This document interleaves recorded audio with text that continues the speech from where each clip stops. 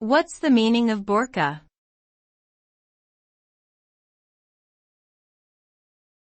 Burka.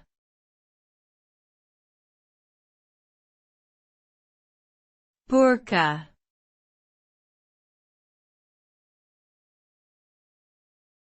Burka.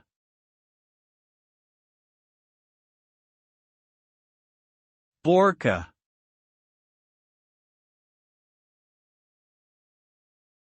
The word burka typically refers to a type of outer garment worn by women in some Islamic cultures that covers the entire body, including the face and hands, with a mesh screen to see through.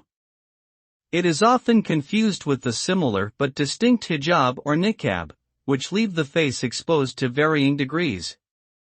The wearing of burqas is a highly controversial and divisive topic, with some seeing it as a symbol of religious freedom and others as a form of gender oppression. Countries such as France, Belgium, and Denmark have banned the burqa in public spaces.